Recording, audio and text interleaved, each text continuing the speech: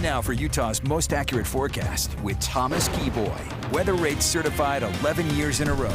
Okay, and back here at home, we have a little bit of a calm before more to come, right, Thomas? Yeah, we've seen definitely calmer weather today, but we've still seen at least a few passing showers. Southwestern Utah earlier today saw times of rain and snow. Moab has seen a little bit of wet weather as we've gone through tonight, seeing mostly cloudy skies. You can barely see the silhouette of the cliffs off in the distance, but that's always a very pretty view. Meanwhile, in northern Utah, where we saw a little bit of sunshine earlier today, we actually are seeing a little bit in the way of some wet weather tonight, mainly up in the higher terrain, seeing a little bit of light snow up at Solitude. I'm going to go ahead and call this an appetizer of what is to come starting tomorrow, but always love to see snow up in our mountains.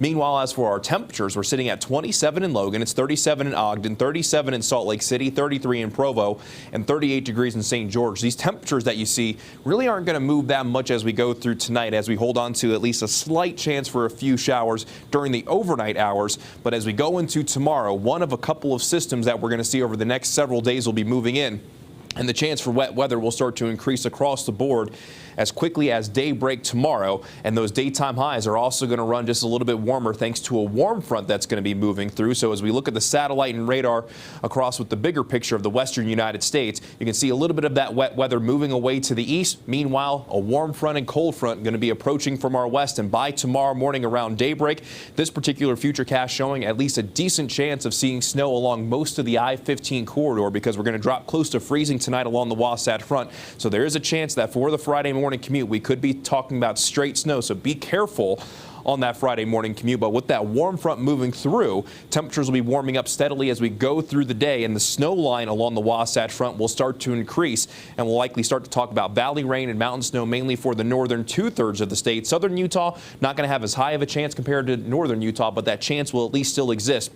Meanwhile, if you're in eastern Box Elder County and Cache Valley, since it's going to take a little while longer for the warm air to reach you, you're likely going to spend most of the day with a better chance of snow rather than valley rain and mountain snow, with heavy snow continuing up in our mountains. And those temperatures really not going to be moving much as we go from Friday into our Saturday. And by Saturday afternoon, with another warm front moving through, that snow line could climb to and maybe even above 6,500 feet in northern Utah. So valley rain, mountain snow will continue, heavy mountain snow mainly in the northern portion of the state. But as we go from Saturday afternoon into Sunday morning, a cold front will start to approach, and I think at this time we're going to have the best chance of seeing widespread wet weather across the Beehive State, where even our southern mountains will start to see times of heavy snow. But with the cold front then moving through, if the moisture holds on long enough behind the cold front, the valley rain that we have in northern Utah could switch over to valley snow. So a very tricky forecast in our valleys.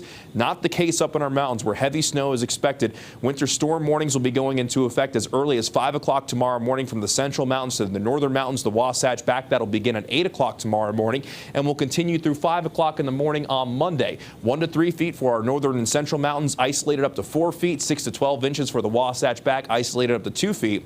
And for our southern mountains, we could see 1 to 2 feet with isolated up to 3 feet. Meanwhile, in eastern Box Elder County, Cache Valley, that's going to begin a winter weather advisory tomorrow and will continue through Friday night, where we could see 2 to 4 inches, maybe upwards of 8 inches in localized areas, mainly on the benches.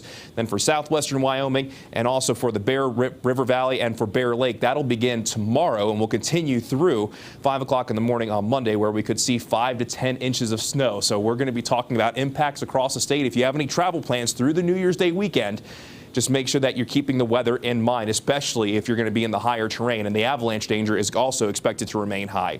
In St. George, daytime high of 49 tomorrow, a slight chance of rain, but a better chance of rain down in St. George for both Saturday and Sunday. Daytime highs will be in the 50s over the weekend. An AM chance on Monday, but this active weather could persist even through the middle of next week, but it will be a little bit cooler by next week thanks to that cold front on Sunday. Then along the Wasatch Front, snow could transition over to rain tomorrow, then mainly valley rain and mountain snow on Saturday. Rain could transition back to snow on Sunday. A slight chance early on Monday, then we bring back a better chance going into the middle of next week. Emily?